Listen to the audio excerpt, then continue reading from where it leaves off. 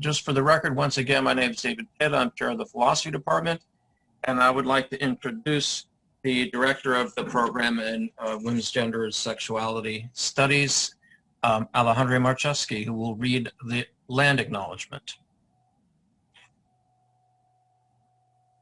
Hi, everyone. As David introduced me, my name is Alejandra Marchevsky, and I am the Director of Women's Gender and Sexuality Studies at Cal State LA. And I want to welcome you to this panel, and it's so exciting to see this amazing turnout we have. And I am particularly excited, you might see me beaming from ear to ear, because two of the panelists are former students of WGSS who I had the great privilege and honor of working with, and whom I haven't seen for a long time. So I'm just like, I want to reach through the screen and give both of you a really big hug. I'm really excited to see you. So I have the privilege of welcoming you and also reading. I'm going to share and read two acknowledgments today. The first is a land acknowledgement, and the second is a labor and life affirmation, both of which have been prepared by faculty colleagues here at Cal State LA. The first is a land acknowledgement, and I shared my screen. Let me know, can you all see it? Maybe just give me a thumbs up. Yeah, okay. So it reads, with great respect, Cal State LA acknowledges the Tongva people as the traditional caretakers of Tovangar, the Tongva world, including the Los Angeles Basin, South Channel Islands, San Gabriel and Pomona Valleys, and portions of Orange, San Bernardino, and Riverside counties. Cal State LA is located within these lands. As an institution located on unceded Tongva land, we pay our respects to the ancestors, elders, and our relatives' relations, past, present, and emerging. Consistent with our values of community and diversity, we have a responsibility to acknowledge and make visible the university's relationship to Native peoples. By offering this land acknowledgement, we affirm Indigenous sovereignty and will work to hold Cal State LA more accountable to the needs of American Indian peoples. And I do want to acknowledge that this statement was prepared by Dr. Kimberly Robertson Muskogee, who is Associate Professor of WGSS, along with Tongva Elder Julia Bogany in 2020. The second affirmation that I would like to read is a labor and life affirmation. And it asks us to take breaths collectively as I read it. So it's going to ask us to take one breath in and out. We pay homage to those who were stolen from Africa, placed in bondage, falsely named as chattel and forced into labor, who were called slaves but never submitted as such, who have always been fully human with an unbroken connection to the divine and to each other. We honor our African ancestors for the still unpaid labor which built what is now the Americas. And we'll do another breath. To both our Indigenous and African forebears, we commit to the continued struggle for liberation and reparations, for it is only through freedom and justice that we truly give honor. J. And this affirmation was prepared by Dr. Melina Abdullah from the Department of Pan-African Studies. So I will now pass the baton over to Professor Talia Bettcher, who will introduce the panel and our distinguished panelists today.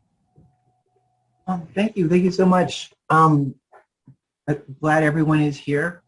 I'm excited about the conversation that we're going to have. I'm actually not going to, I'm going to try to keep this brief so that we can get on with the conversation. Let me just say briefly, this idea was something we had, we were going to do last year, but of course the pandemic struck. But it actually arose, I think, as an original idea. Why don't we talk about like gender issues and trans stuff? And I guess I was tired of like having the same conversation or giving the same information about this topic. It seemed to me that when it comes to sexuality, it's very, certainly in this country, we have the letters of the alphabet soup. And it's easy to think that this is all well and good and easily understood. And so the aim is really to make that more complicated, to blow it out of the water, to have the sort of conversations that really show that when you take gender, race, class, all these things seriously, that these easy notions of what sexuality is become considerably more subtle. So I am actually not going to introduce the panelists, but what I am going to introduce is I'm going to introduce our moderator, Dr. David Green, and I'm so pleased to be working with him in this capacity. We're working in another capacity as well. I'm really, this is, I'm just getting to know him, and I'm just excited he's part of this, and I look forward to working with him in the future as well. So let me read his bio. Dr. David Green is a Black feminist educator, first-gen college grad, and an assistant professor in women's gender and sexuality studies. His research broadly imagines concerns the literary, intellectual, and cultural history of Black queer writers in the U.S. Dr. Green is also a diversity, equity, and inclusion practitioner, having spent a considerable part of his professional life helping public and private institutions grapple with the challenges and promises of DEI work, insisting in this role that practices of DEI work, if transformative governance, healthy and resilient workplace environments, and innovative education and business solutions are the ongoing goals of these institutions. In his free time, Dr. Green enjoys his life as a flautist, a runner, and an avid watcher of tennis. Please welcome Dr. David Green. Yay, so welcome everyone. Hi, Dr. Green, assistant professor in WGSS, very new to Cal State LA, all the way from New York. My principal task at hand, first, happy Women's History Month. My principal task at hand is just to moderate. So what I will do is I will introduce the panelists, and I will ask a series of questions in which we will engage with the roundtable panelists, and then we'll have a Q&A. So what I'm going to do now is round of introductions for everybody. So I'm going to do my best. If I mispronounce anyone's name, please know it's not intentional. I promise it's not intentional. So our speakers for tonight include Dr. Talia Bettcher, Iliana Cuellar, Jennifer DeClue, and Tamsin Kimoto, and here are their bios. Dr. Bettcher is a professor of philosophy at California State University, Los Angeles. Her research focuses on issues in trans oppression and resistance at the intersection of multiple oppressions. Some of her articles include Evil Deceivers and Make-Believers, Transphobic Violence and the Politics of Illusion, Trapped in the Wrong Theory, Rethinking Trans Oppression and Resistance, When Selves Have Sex, What Trans Sexuality Can Teach About Sexual Orientation, and What is Trans Philosophy? Her book, Intimacy and Illusion, an essay in trans philosophy, is under contract with the University of Minnesota Press and is expected to be released in spring 2022. Iliana Cuellar is an LA native born to Salvadorian immigrants. She is currently working on her PhD in comparative literature at UC Riverside, where she focuses on Latin American and French literary and visual cultures. Tangentially related to her academic pursuits, Iliana is a poet, and her work can be found in Tia Chucha Press's Coiled Serpent, Poets Arising from the Cultural Quakes and Shifts of Los Angeles, Dryland, and EO. I'm not sure if I said that right. Jennifer DeClue is an assistant professor in the program for the study of women and gender at Smith College. She is a queer studies scholar who specializes in Black feminism, queer of color critique, film studies, popular culture, and the avant-garde. She earned her doctorate in American Studies and Ethnicity from the University of Southern California and has been teaching at Smith College since 2015. Her work has been published in the following critical anthologies: No Tea, No Shade, New Writings in Black Queer Studies, Sisters in the Life, A History of Out African American Lesbian Media Making, and Spectatorship, Shifting Theories of Gender, Sexuality, and Media. She has published articles on Black queer theory, film, and popular culture in Palimpsest, a journal on women, gender, and the Black International, TSQ, Transgender Studies Quarterly, and GLQ, a journal of lesbian and gay studies. Her current book project, Visitations, The Conjure Work of Black Feminist Avant-Garde Cinema, is under contract with Duke University Press. And lastly, Tamsin Kimoto is an assistant professor of philosophy and women, gender, and sexuality studies at Goucher College. They earned their doctorate in philosophy from Emory University in 2020. Their current research examines the links between race, beauty, and trans identity in contemporary trans medicine. So, welcome to you all. What I'm going to do now is we're just going to jump right into our questions. I will ask the questions, everyone, and the roundtable participants will each have an opportunity where they so choose to respond. Are we ready? Can we get excited? Because I'm excited. Okay, so our very first question, and if you need anything repeated, please do let me know. People often think of sexuality in terms of orientation, categories such as straight, gay, and bi. In what ways do you think that sexuality is more complicated than that?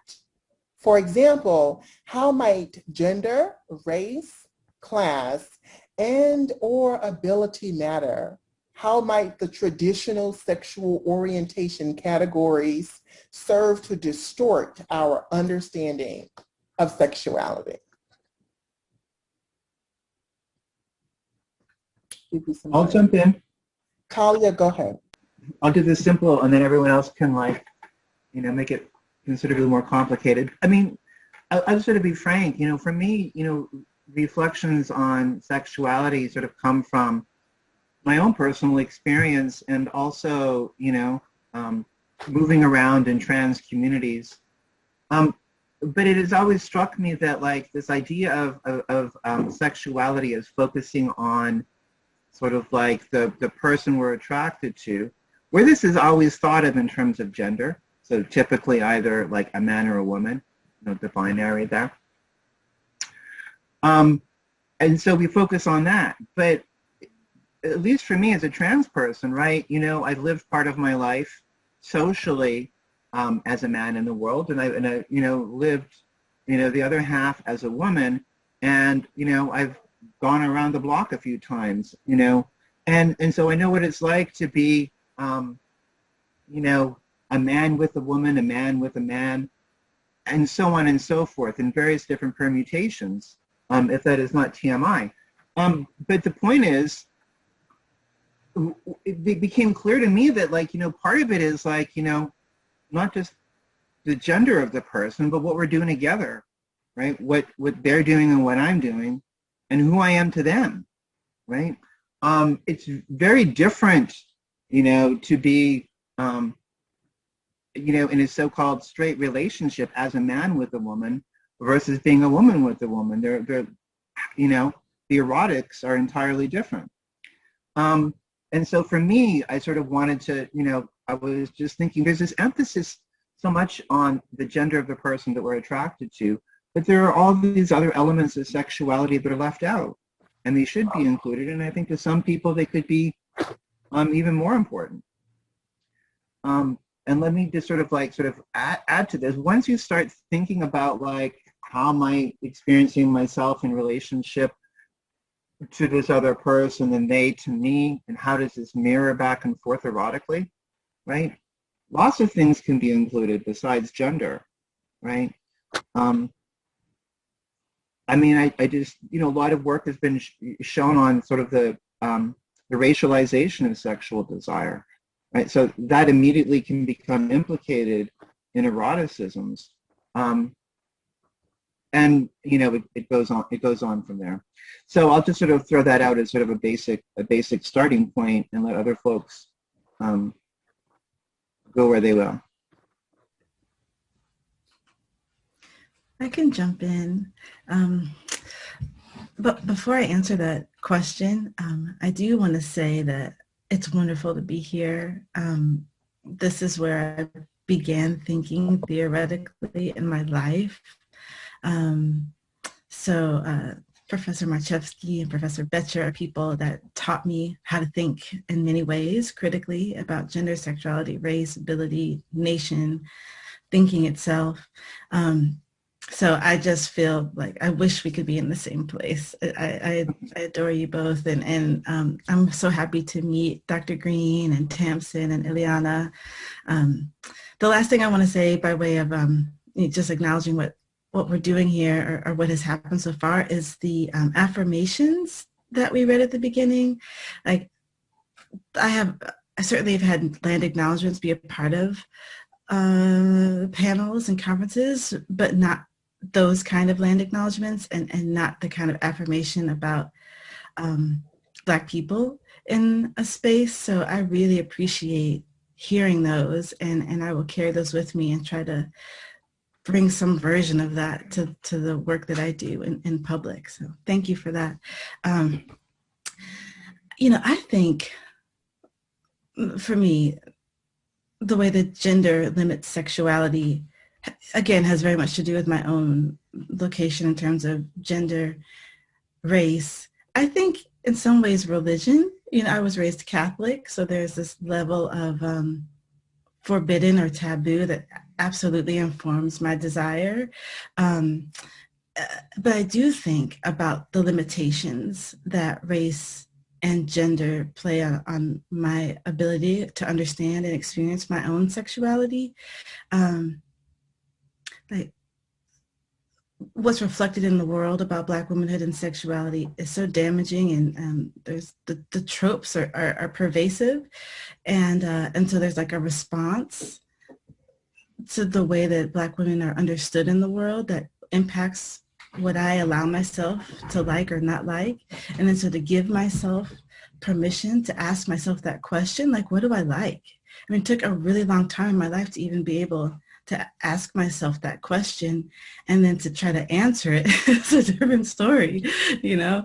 And I think that's probably a lifelong learning and undoing. And I do think it matters so much who you're doing that with.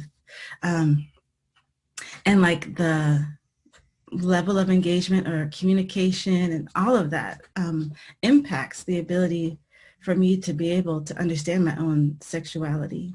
But I do think Blackness and Black women in particular, and the expectation of being straight from the beginning of life impacts how I am able to understand and experience my own sexuality. And the time it took to recognize that I was a queer woman attracted to who then, right? There's like a wide range of objects of affection from this place that I sort of worked through. And I do think that I like thinking about object choice, Talia, and like how that impacts how I understand my own sexuality.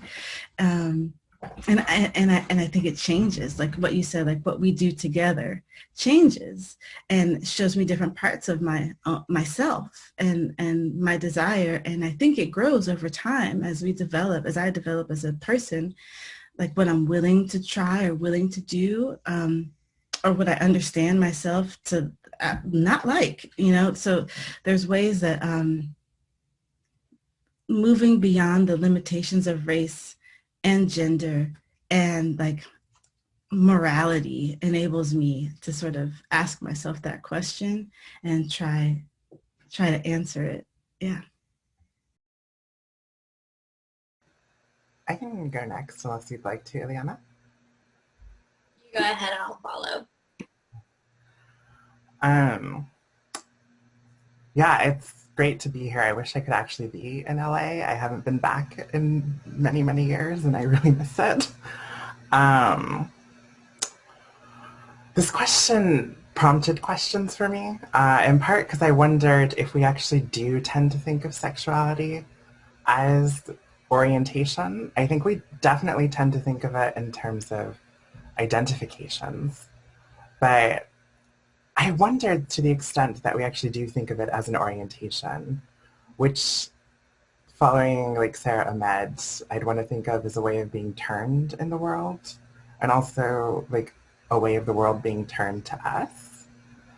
Uh, because my sense is that we tend to think, I think as the question sort of suggests, that we say straight, gay, bi, and the work is done. Um, and I think so much about how, I think similarly, Talia, transitioning impacted my own understanding of my sexuality, in part because it put my sense of my gendered self into really big disarray. I'm still figuring out what's going on there. And I think to the extent that I'm still figuring that out, I'm still figuring out what's happening in terms of sexuality. Um, and I'm particularly, I've been really thinking a lot about, we often talk, and this is a point that you've made in some of your work, Talia, we talk about sexuality a lot in terms of object choice, but so much of sexuality is also the kind of reflexivity that's embedded in it, right? It's as much about me as it is about you, whoever the you is. And so I've been trying to think about how to make sense of that. Like, how does sexuality turn me in the world, and how does it turn the world to me? And thinking about sexuality outside of strict identification, in part because like all of these words sort of fall short when I try to think about which one works for me. Like provisionally I say that I'm bisexual, but that's just like a term of convenience in many ways. The real story would be a much longer conversation. So in preparing for this, I was doing some reading around, and I'm also thinking a bit about sexuality right now anyway. And I came across this text by Amit Rai called Untimely Bollywood. And Rai is interested in rethinking sexuality as what they call an ecology of sensation. And I like that phrase because to me, ecology rather than identification implies a history, it implies a politics, it implies questions of attunement. It allows us to think about pleasure and pain and like excitement and disappointment. So I think all of which are really wrapped up in experiences of sexuality. And I think it allows us to think a bit more messily. What does it mean to think about sexuality as a kind of attunement, a kind of genuine orientation, or a set of capacities that we have rather than identification, a kind of one and done sort of thing. So that's like, I guess, my initial thoughts on the question. Iliana, did you want to go? Yeah. So thank you for having me. I'm really excited to be here and to see everyone. And yeah, also haven't seen Dr. Marchevsky in such a long time since I've graduated, I think. So it's nice, and it's nice to see you again, Talia. And it's just great to be in my home department. Not really, but you know. So a lot of the things that folks have said has really resonated, and I think so I don't repeat what has already been said, like some of the things that come up to me is like who does the naming, right? Like who assigns these categories? Like, is that something that is being assigned to me, or am I the one that is like as reflexively kind of understanding myself as being bisexual, right? And so I think that's an important distinction. And again, from personal experience, like I'm thinking about working in nonprofit for like a LGBTQ org, and everyone assuming that I was a lesbian the whole time. You know, no one questioned it, and like based on how they read my partner at the time, just thought I was a lesbian. And then when my partner and I split up, everyone felt like, you know, what's up? What are you up to? And it's like, well, I'm dating men again. I'm gonna experiment with heterosexuality. You know, so it was like at that point coming out as heterosexual in a way, right? So it's like the reverse coming out. It's like I'm actually not a lesbian, everyone, but I have a hard time naming, but professionally also identify as bisexual, right? So that's one thing. Like why, like what is the point of even wanting to name my sexuality in a way or identify in a certain way? And I think a big part of it for me is personally has been kinship, like creating connections with people who have like similar, I guess, to connect in that way, right? To connect with people who have similar experiences and who feel like, I guess, outside of the norm in some way or another. I guess you could say that about a lot of different things. So, and the other thing is just how these like terms also function from a North American point of view, right? It is like that's where it even corresponds. Like these words are used in Latin America, the context I'm most familiar with, right? Gay. That's what they use to like identify. That's been adopted into Spanish and into Latin American context. So how that also relates to being a child of immigrants from Latin America, from Central America, from El Salvador, how they see your sexuality as being a product of like Americanizing, right, and becoming assimilated. And the complexity that comes with then identifying as bisexual or as queer, right? So I think everyone has answered, but before we move on, I want to ask a lot of follow-up questions, if you don't mind me doing so. I'm so excited I cannot contain my joy. So I will restrict my 100 questions to 4. One, I just want to recap what we just heard, just for the audience sake, and starting with Talia. I heard you allude toward eroticism, or maybe you mentioned eroticism, and I'm going to start there. But then, let me just make sure, Jennifer, you mentioned something around your race, and in terms of how it limits how you might express your sexuality. And I thought about Darlene Clark Hine and the culture of dissemblance. And then Tamsin, I was so drawn to this ecology of sensation, right? So I'm going to draw some questions from that. And then this notion of naming. So stringing that all together, it seems to me, and please, if I'm wrong, just don't tell me. But, you know, it seems to me that we are at a threshold of trying to get beyond language of sexuality. And I'm thinking about Audre Lorde's notion of the erotic and the legacies of the erotic, right? So when we think about, you know, the erotic, we think about, you know, pleasure and happiness and joy, and sharing that with another body. And what I was hoping we can talk about is, where in your research, personal, everyday life, is there room for a conversation around sexuality that includes things like ecstasy and pleasure and happiness? Because when I speak with my students at the very end of the semester about happiness and pleasure, they think porn. They think, you know, I can't talk about those things, you know. And so can we have a conversation then about the legacy? Where for you is the erotic, and is it more, can the erotic for you be about pleasure is, so where does pleasure and the erotic and ecstasy fit as lived vocabularies in your life? And I'll pick the order this time. So we'll just go in reverse order, you know. So Iliana, if you can talk, and then we'll go to Tamsin and so forth and so on, just for structure and time.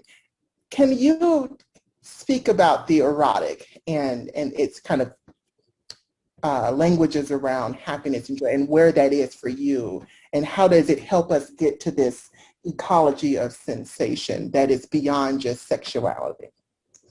That's an awesome question. I love that question. Did you just come up with that on the spot? No, I think of, I mean, my work, my research now focuses a lot on the visual, and one of the things I'm most interested in is performance. And so a lot of like, I mean, that is like bodily, right? It's effectual, it is enticing but it's also like a break in, at least the way that I understand performance is a break in that normativity as well. And I think about specifically like queer applications or queer performance, and I'm thinking about Talia Nyong'o's work on Black performance and Black performance artists, and like the idea of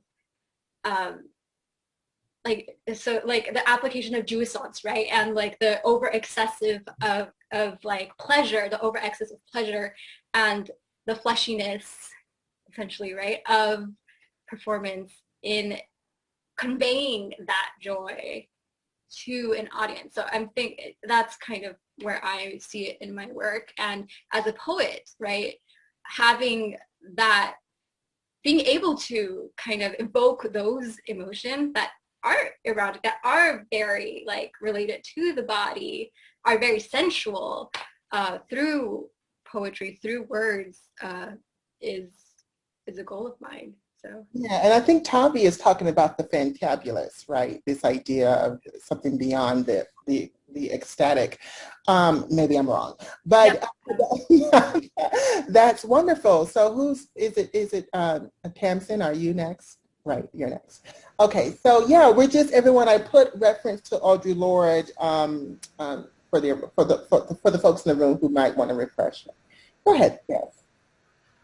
Yeah, well, yeah, so in terms of the erotic, one of the things that I also like to emphasize with students is, as much as the erotic for Lorde is about pleasure, she also makes room for anger in her discussion of it, right? One of the groups of women with whom she experiences the erotic most is those with whom she's fought.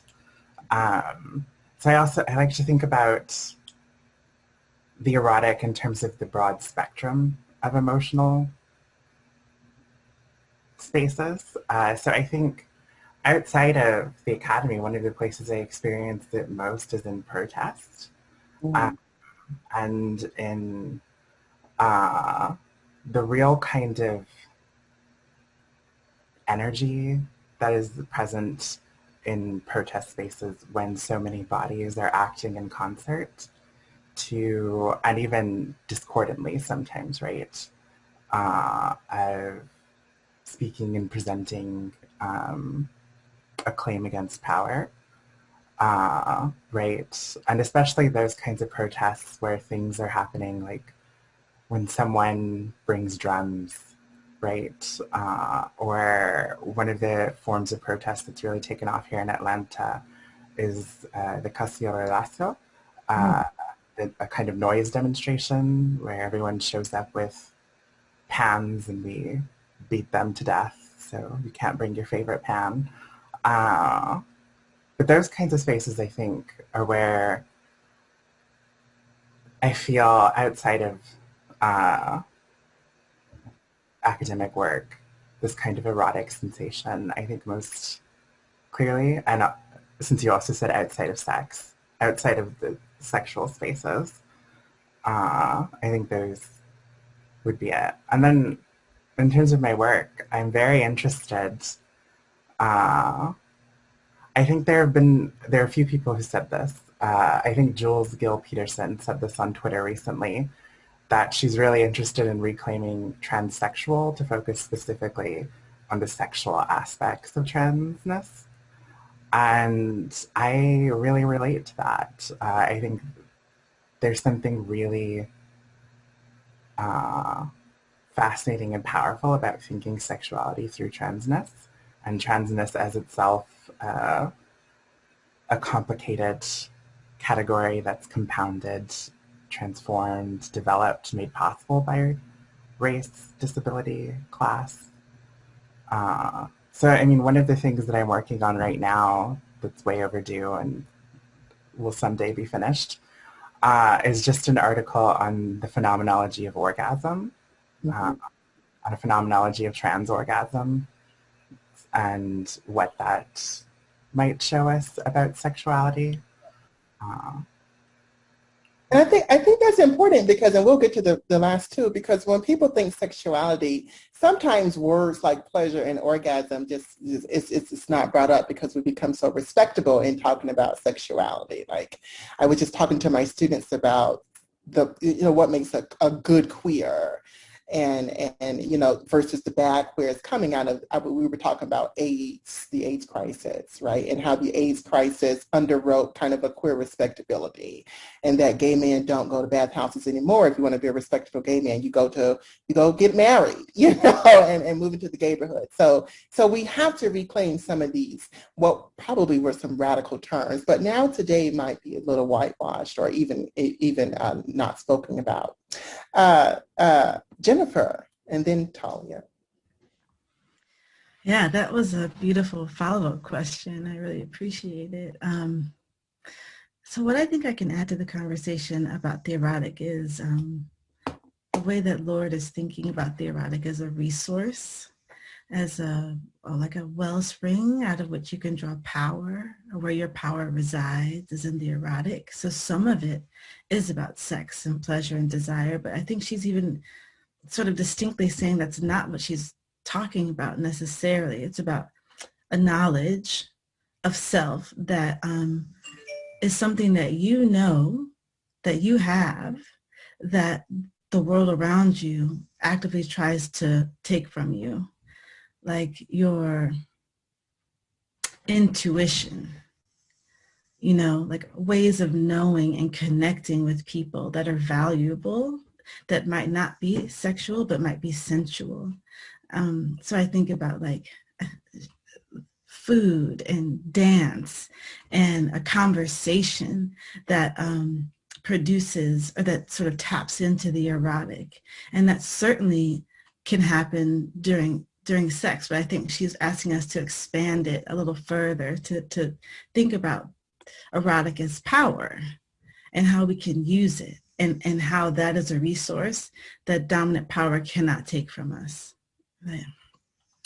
So it kind of ties into this idea of the ecology of sensation. I really like that as well. It's so provocative and exciting. So I think about that as a way to talk about actually having sex. I feel like a lot of queer theory doesn't talk about the actual sex act itself. It's hard to do, and when people talk about it, often it's to, like, BDSM is the place people go, and so it's really, really hard to talk about.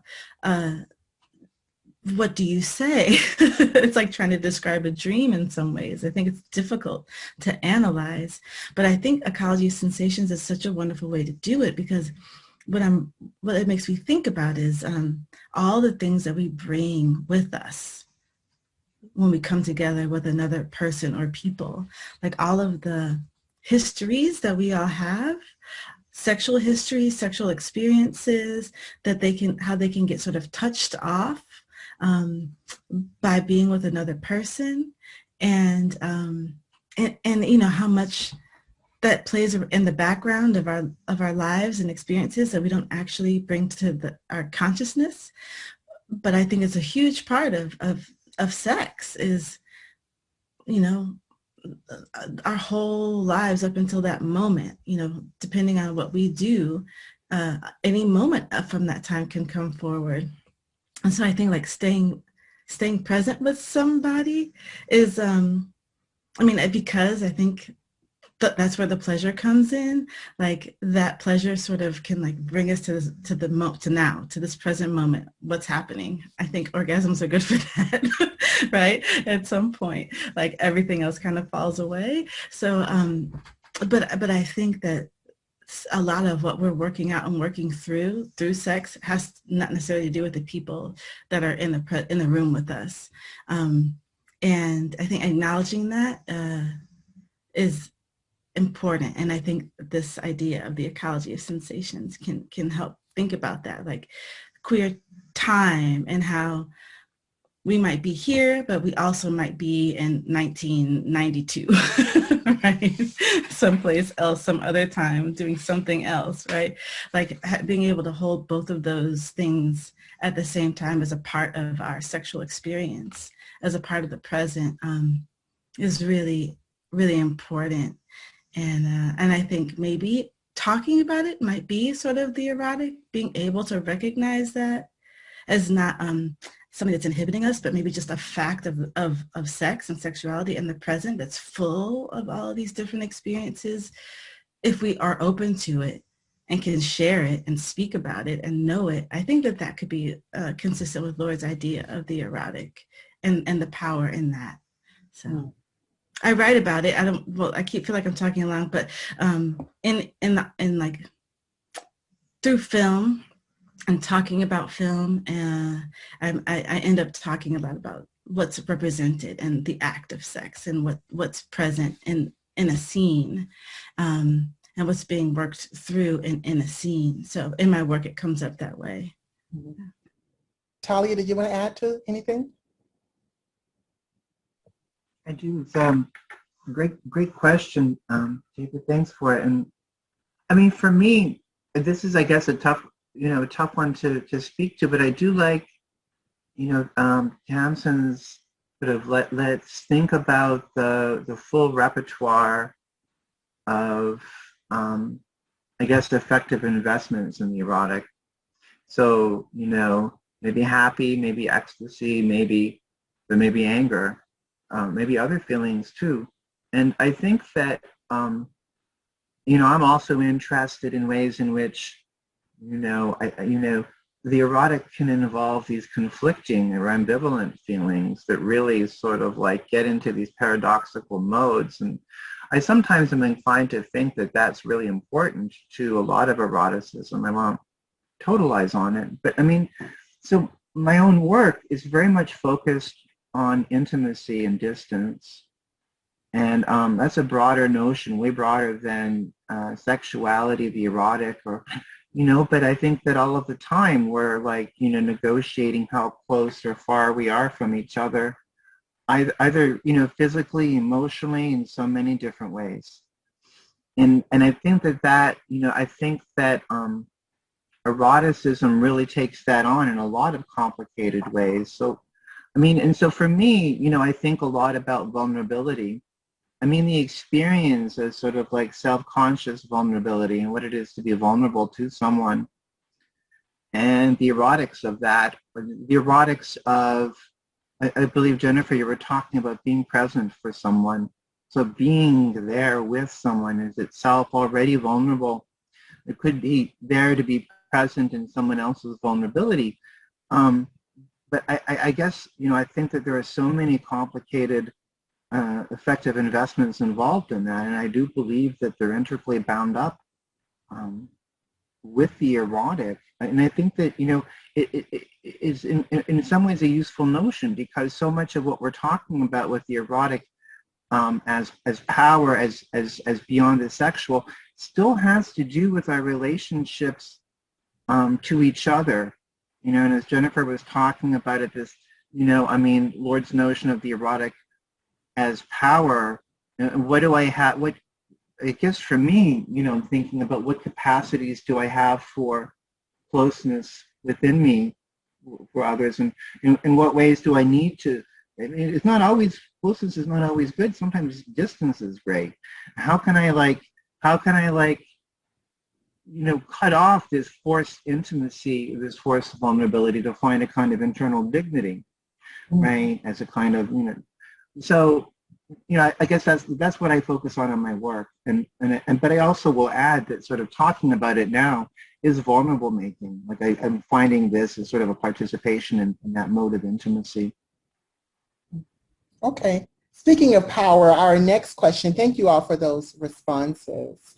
Our next question is about power. Power can play a role in shaping sexuality and indeed sometimes play a role in the eroticism itself. Discuss what role do you think dignity plays or should play in sexuality, to go to Talia's point. Again, how might gender, race, class, and or ability be complicated? I would also say geography, and by that I mean where you're located from, like, international. Do I need to reread the question?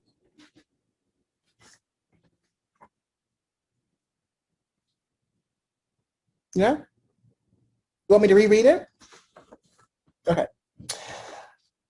Power can play a role in shaping sexuality, and indeed sometimes play a role in the eroticism itself. Discuss this, and particularly discuss what role do you think dignity plays or should play in sexuality? How might gender, race, class, and or ability be implicated in these thought processes?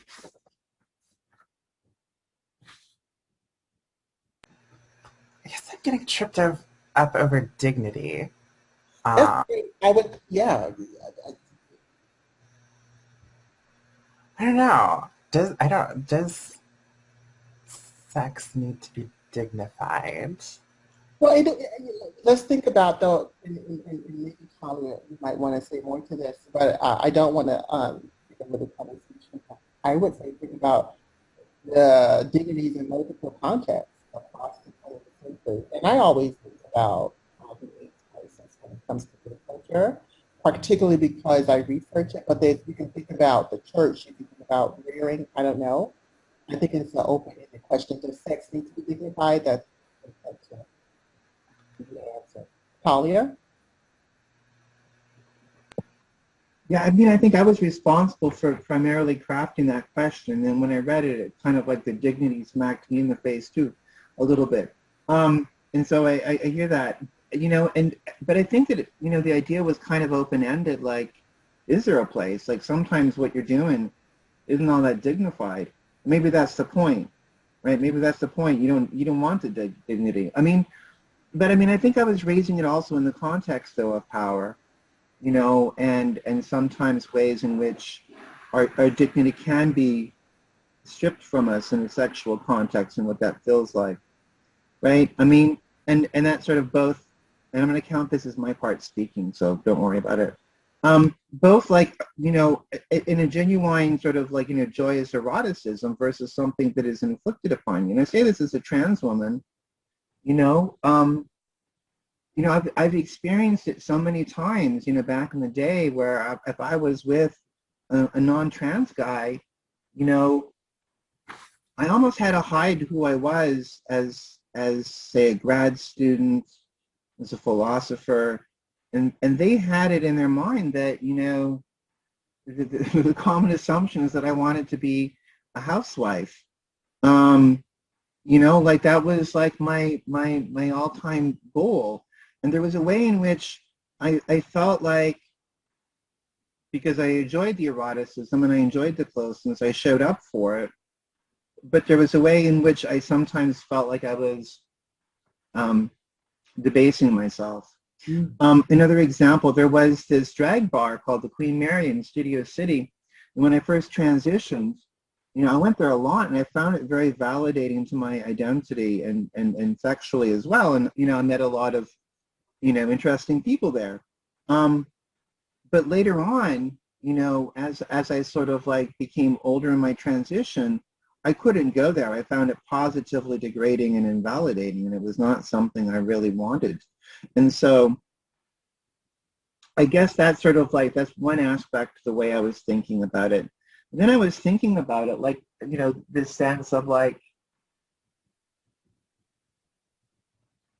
I mean, it's sort of like this, it goes back to the power stuff, this balance. Like, so as a trans woman, you do have often this asymmetry in power where the person who is not trans has power.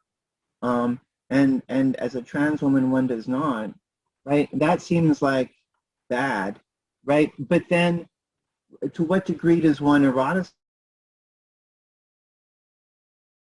powerlessness or vulnerability or things like that? And that can be a good thing, right? And how do those things interact with each other? And is right. So, and where does dignity show up, if anywhere?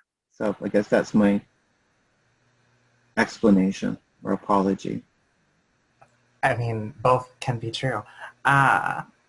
So fetishization is also where I was going and thinking about this question of dignity and power, because certainly there is, like, it is degrading to be a fetish object, but I don't know, I've been a fetish object most of my life because I'm Asian and yellow fever is a thing. So it wasn't super, like, moving from weaves to chasers wasn't that big of a shift for me in terms of like this fetishization of that. And I don't know, I agree that if we're thinking like broadly politically, there's a kind of powerlessness to the experiment, to the experience of being particularly trans feminine. But there's their kind of power in even these fetishized relationships, right? Like, you can tell the chaser no. So I don't know. I don't know if we abdicate powerlessness, even in those experience, or if we abdicate power, or even some form of dignity, even in those experiences of like leaning into the fetishization, or the kind of objectification. I think there's still something there that I want to hold on to. Yeah, when I read this question, I definitely was like, no, dignity should not be a part of sex. But that's not what I mean.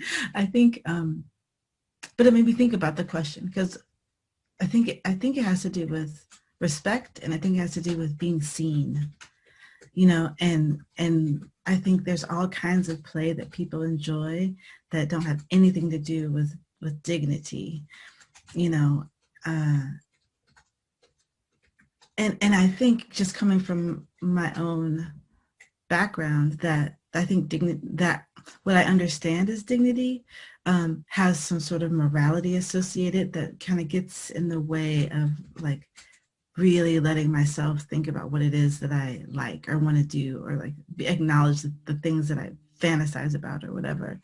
So I think that dignity might get in the way of just letting myself explore. And I absolutely think that to be disrespected is something that I cannot tolerate. And I think that is, for me, there's a distinction between those two things.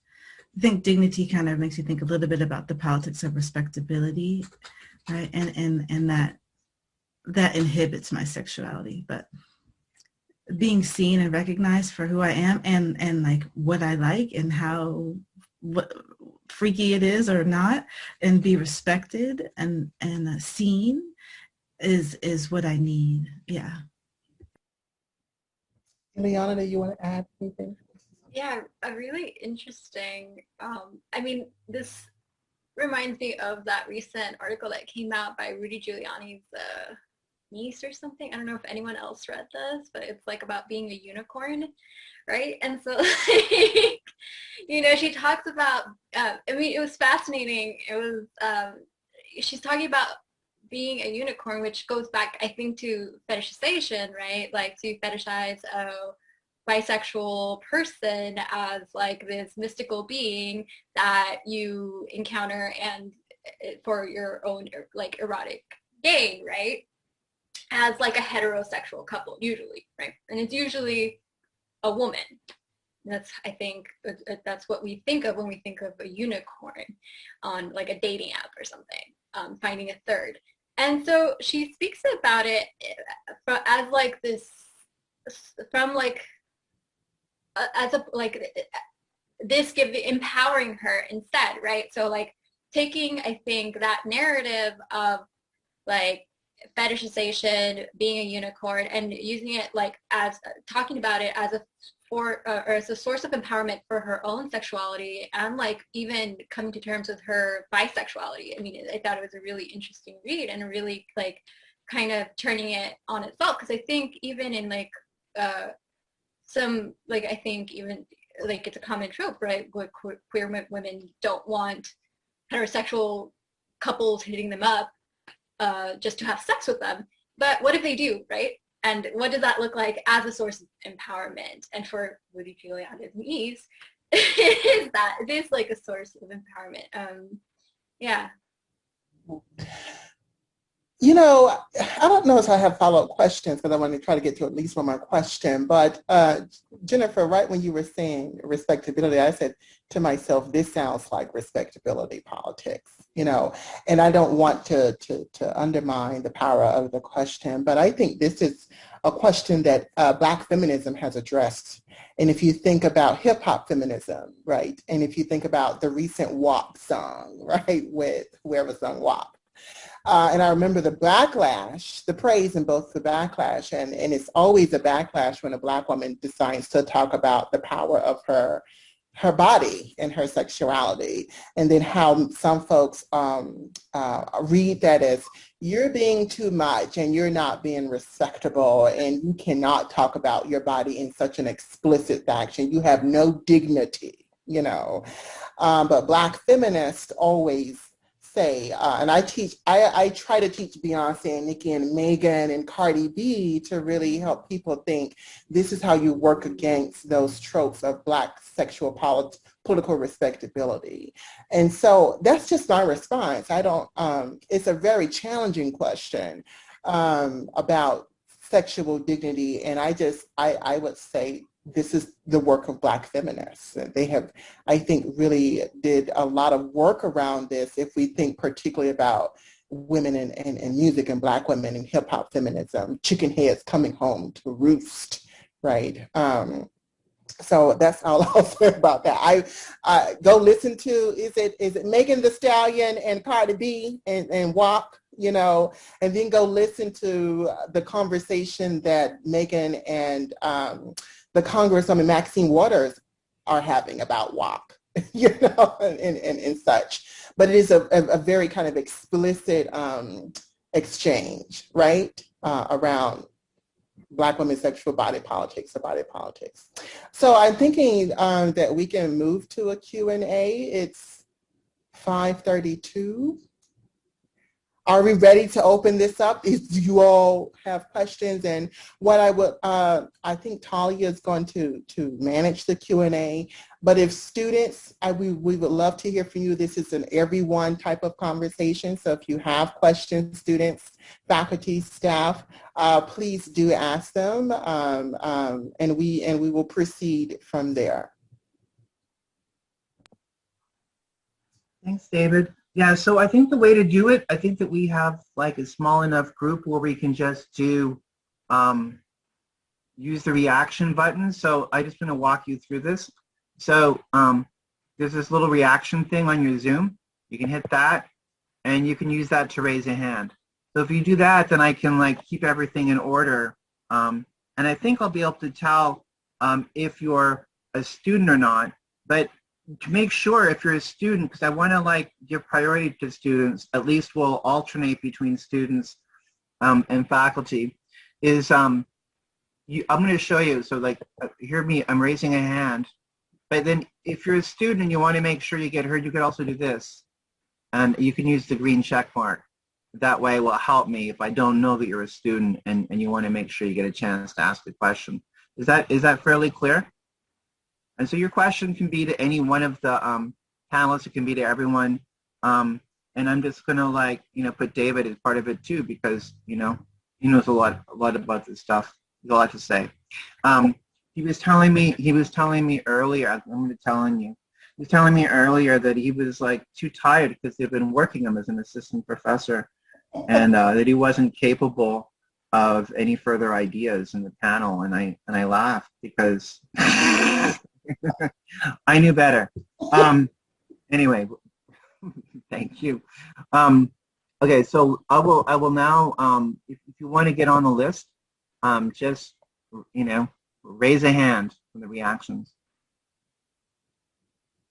I guess I can start, and I'm not a student, so the next one is a student. What do you all hope, how would you inspire undergraduates, students, to really engage with the work of sexuality studies? That could include trans studies, queer studies. Like, how would you help them do this work, or simultaneously, what power does this work have for you in your life? So anyone can answer that question.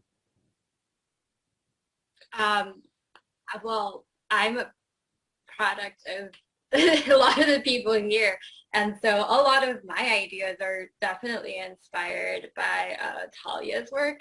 So read Talia's work first of all. I mean, as an undergrad, I had like our department. So the philosophy department at Cal State LA, I mean, it's so diverse, and having the opportunity to even read these texts in a field that it usually doesn't, right? And doesn't even ask these questions. It's very special, I think, to the department at Cal State LA and to have Talia there. But I mean, a lot of what, like the papers that I wrote as an undergrad and continue to write, cite Talia's work. So not to put you on the spot, Talia, or embarrass you in any way. But also like seeing it in other mediums, I think, right? So like now, because my work has gone into visual, mostly like film studies, and that Jennifer talked about film as well, like seeing it in the world around us, and even maybe practicing like the way that we talked about the erotic, and seeing how to incorporate that, or how do we see the erotic in other areas of our life. And I guess a clear question is, how did you get interested in sexuality studies work? What questions did you start to ask? And did it come from your personal experience with thinking through sexuality? And it's for really everyone.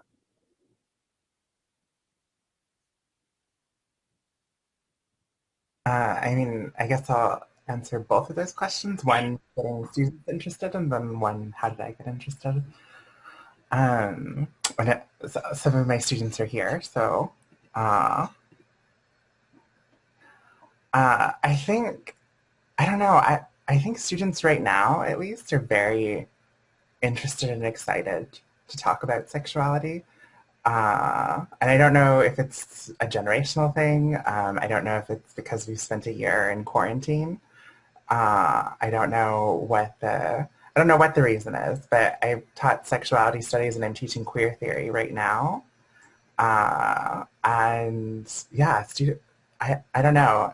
I feel like it used to be a lot of prodding to get students to actually talk about sex, but sometimes I actually have trouble like wrangling people to stop talking about the dynamics of bottoming and topping in the middle of class. Back to the text in some way. So yeah, I think students are really excited for this, and I've been really surprised by how engaged students have been with especially some of the older texts in sexuality studies and queer theory. I just finished teaching Bersani is the Rectum a Grave in queer theory, and so much conversation, like too much for how little time we had together. And then, I mean, for me, I think I got into sexuality studies because I had to, because I was like, I have so many questions and I haven't found an answer yet. So I guess I have to do it myself. So that's sort of like, it was just like, I have questions that need answering, so I guess this is what I do now. Thanks. I want to make sure we get to Alejandra's question. I will say that I got into sexuality studies back in the 90s. A friend of mine was into sexuality studies, and we were also very sexual. And so it was a nice combination, and that's sort of really what brought me into it. True story. Alejandra. You caught me in the middle of a laugh, Talia. You can't throw out a line like that and then expect me to. So I just wanted to, I guess, put out the 2 questions that I put in the chat and see if they can generate some interesting conversation. But some of what I heard around the discussion of erotics, understandably centered on kind of intimacy and visibility, being seen. But I also was curious if folks wanted to talk a little bit about the erotics of opaqueness, and also the ways that, are there ways that opaque erotics get aligned with or are seen outside the realm of respectability, right? And so to what extent do respectability politics around sex still kind of place a primacy on intimacy? And connection rather than on distance and the, you know, the kind of erotics that can accompany anonymous sex, sex where you're not seen, sex that's commercial, which could be, it could be intimate or not intimate, right? Commercial sex, I think, can go in both directions. So I don't know if you all want to speak to that. And then I think the other question I wanted to bring also has to do with questions of consent. And is consent part of this understanding that we have of dignity? When we use the word dignity, are we pointing more towards consent?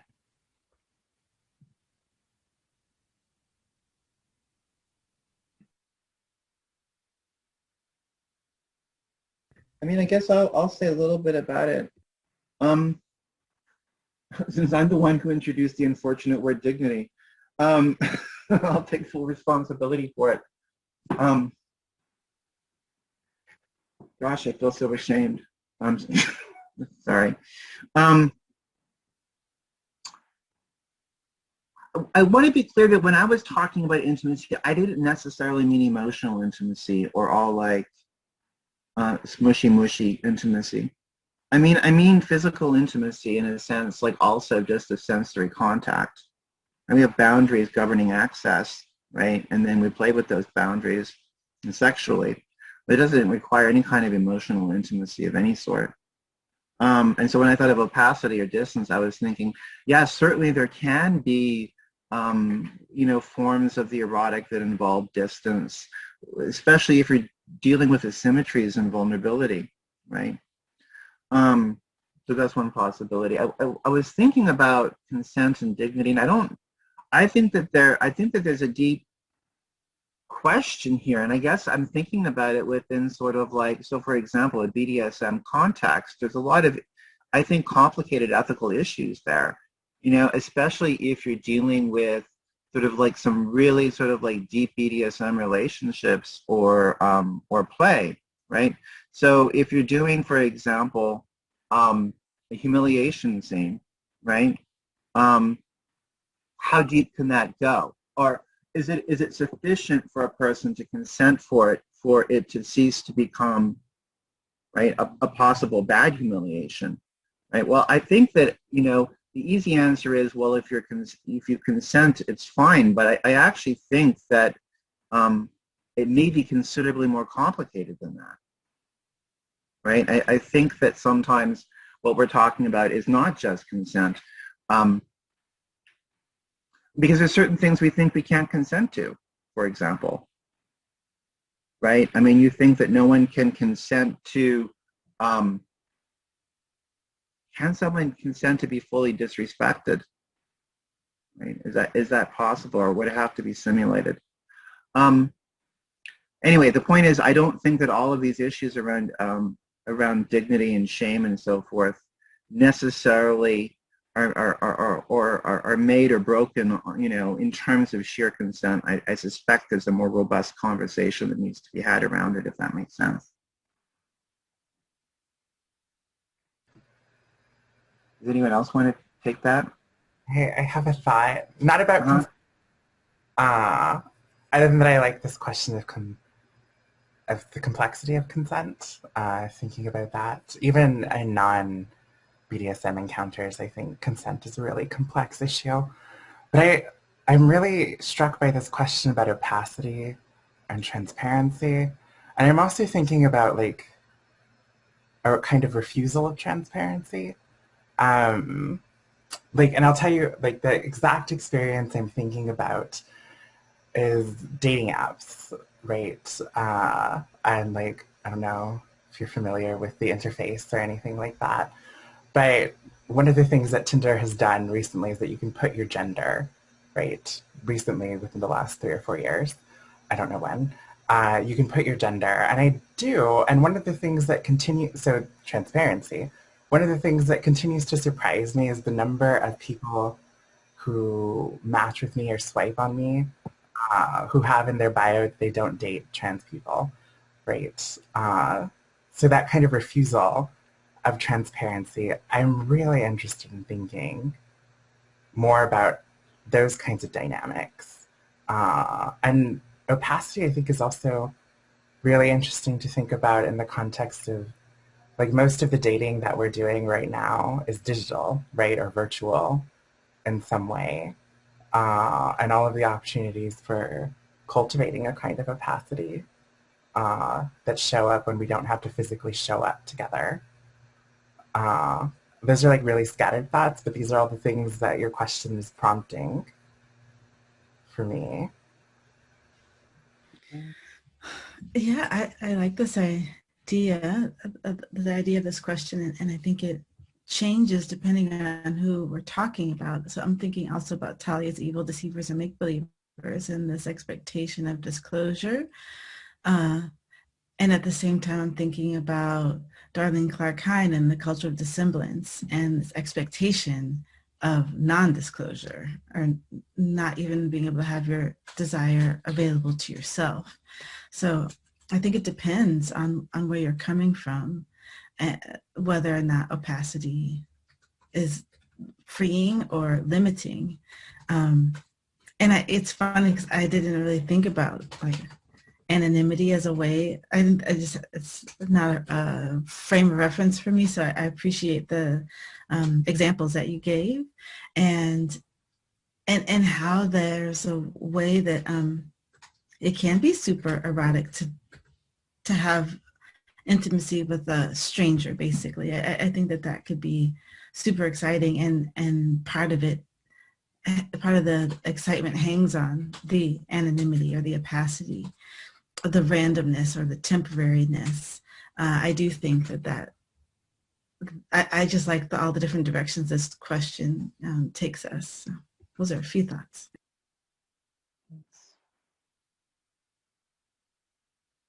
I'm noticing there are not a lot of hands up. Okay, Ashley. Hello. Hey, Talia. Hey, Iliana. So nice to see you guys. Actually, so I just had a quick question. I know we're close to time, but my little sister recently came out to our family as transitioning trans, and forgive me if my terminology is not totally on point, but she first identified as lesbian, and she went through a series of very, very complicated mental health issues, and so I'm communicating with her in terms of just what's her experience like in working through those, and she's connecting it back to her identity. And so as I'm kind of conversing with her and exploring these ideas with her, what keeps getting brought up, which is interesting to me, is her experience in exploring sexuality and attraction. I think Talia spoke to this at the very beginning of the panel discussion, is the exploration of identity, but more so she, I guess, kind of viewed her attraction or curiosity in terms of comparison to herself. And so when she started to, I guess, question, right, am I attracted to this person, whether it's a guy or a girl, or whether they identify with a non-binary label, right? It was always in question of, am I like that? And do I like this because I'm like them? And so that was a very interesting concept to me. And so I was just wondering if there's a relation or a connection that either of you guys have made to that same experience, and maybe just speak to that a little bit.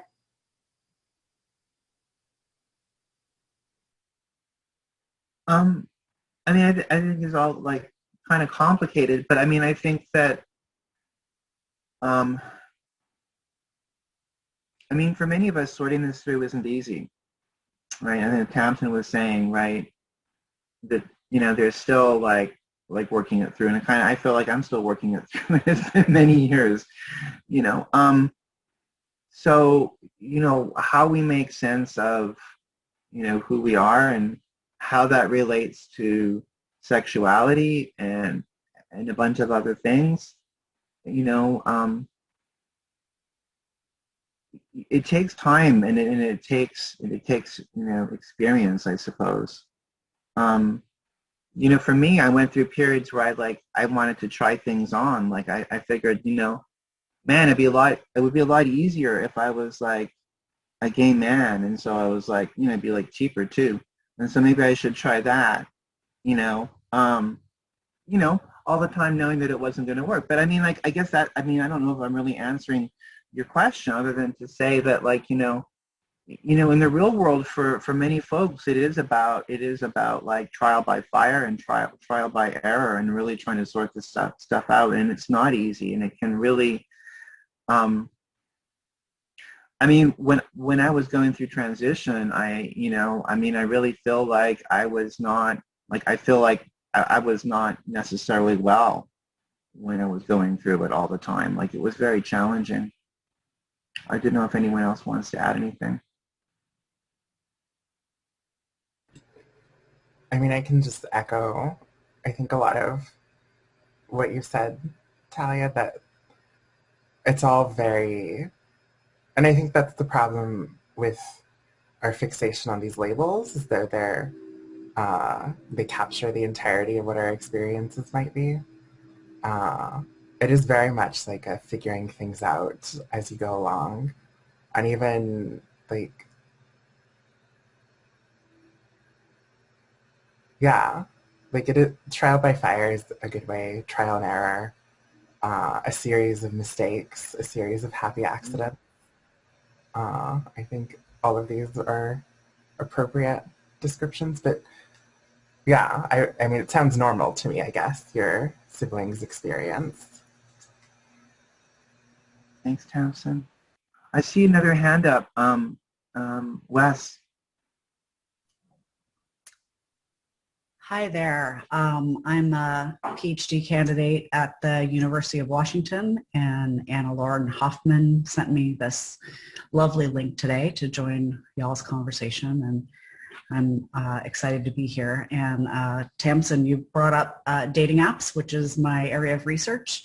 So excited, yet very complicated in thinking about these labels and these kind of reductions of sexuality, and even the algorithmic reductions, right? So you put in a particular gender, but then you have to like collapse it when you decide who you want to be seen by or who you want to see. It's you know, super fun, right? Like, and what you were saying, you know, you put in this particular gender and you still get matched with these other people. But if we think about an ecology of sensation, right? Like, how do we do that in a dating app?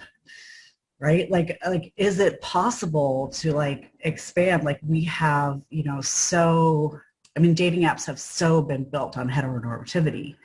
You know, what are some ideas of ways that we can take these ideas, right, into this this space of online dating? So would just love to hear your thoughts on the algorithmic nature of that matchmaking thing.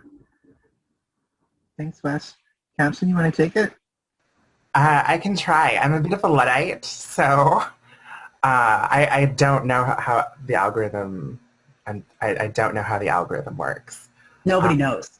About that. But I don't know. I wonder if one way to get at this ecology of sensation form, I don't know if it's a model or what. I don't know. I haven't been on FetLife in a while, but I wonder if there's a different way of organizing that as a kind of medium that might be kind of useful, right? Like, what if instead of putting in these terms, we put in the sensations that we're hoping to find? I wonder what that might look like in the form of an app, and what kinds of possibilities that might allow to pop up. Right, and I mean in part, and I think there's something to that in part because I think about all of the, like, sexuality and transition, again, is not just like, it's not just me experimenting usually, it's also, oftentimes for me, I'm the first trans person that someone has slept with, so it's also them experimenting in some kind of way too. And I think they might not have realized that they would be open to that, given the way in which our identity labels at present work. So yeah, I wonder if it's like, if the way to do it is literally like, here are the things I'm looking for, the things I'm interested in, the experiences I'm open to having. That makes sense. Great, thank you. I just another limitation in dating apps is like they don't let you change some of these things very often, or like you state them once and then or maybe in the next iteration of the app it goes away. Like if you said you were sapiosexual, now that's not a category anymore in the app, right? Like, and so I think there's definitely room for transitioning to something different in a dating space, and I like this idea of the ecology of sensation. So thank you for thinking through that with me a little bit, and I want to leave space for the next question. Thanks. We are almost out of time, but I do see Patrick's hand up, so let's make this the last question. Is there someone else? I wanted to just... I apologize, Iliana. Okay, that was, I mean, I think it's really fascinating. I have so many questions for you, Wes. Like, that's such a cool topic. But I think about the, like, Lex app. I don't know if folks are familiar, but I haven't been on it, actually. But, like, the first iteration where it spread up from, like, Instagram and as an Instagram account that threw back to, like, old personal ads in on our backs, like a lesbian magazine. And I mean, that's really fascinating. I think goes, again, back to the question of geography, like, because I did one of those, actually. I wrote a personal ad and met tons of people from across the world. And so it was like really, really cool. But how, because they focus on text, right? Like, it's not necessarily, like, I don't know, like, it's really, it kind of going back to the poetic, maybe, like how it can evoke asserted sensual feeling, I think is really interesting. Yeah, that's my contribution to that. Thank you. All right, Patrick. Thank you. I'm wondering what you all think about the profusion of choices and options in terminology. I wonder if it feels to me like it's generationally so different now. Like there's so many options and ways to talk about things that didn't exist for me like 30 years ago that does exist now. And I just wonder what that does to people. Like, is it overwhelming sometimes? Is it confusing? Does it give you more opportunities, or does it, I don't know, muddy the waters? Like I wasn't single for a long time until right before the pandemic, and then dating apps, right? So you're suddenly in this world where anybody can ask you out. And so I keep getting asked out by people that are half my age, and it's amazing how differently they are, how they react to the world. I'm on a date with someone who's a guy wearing nail polish, who identifies as gender fluid, and who is 23. And at 23, it wouldn't have occurred to me to put on nail polish. There was no such term as gender fluid, not that I knew of. And I never would have asked out a 50-year-old because I wouldn't have known how. I wouldn't have even thought like that's an option. And all these, you know, people that are of a generation below me do things that literally wouldn't have occurred to me. And it's just like second nature now. Does anyone want to take that? Well, all I can say is that as people who study gender and sexuality, I feel like we are doing our work, like we're progressing, like we're getting beyond limiting rhetoric and simple ways of understanding really complex things like this conversation has shown us around sexuality and gender and the overlap and the distinctions that we have language to talk about and understand ourselves shows us that it's working. Like all this studying and all this talking and all this thinking is making more freedom for more people, I think. And so I love intergenerational connections, whether it's, you know, no matter what the nature of them. I think there's something to be learned if both people are open and consenting, right? Like if you can learn so much from one another. I think it's really important to do. You know, there's something about generosity. There's a way that I think for people who weren't afforded that kind of freedom, it can be hard to engage with it because it's like, we didn't have that. We didn't need that. That can be the mindset. But if there's like a generosity for the future, or, like, you know, for a future or a past that you didn't have, but that your life afforded the next generation, I think that's a really beautiful thing, you know.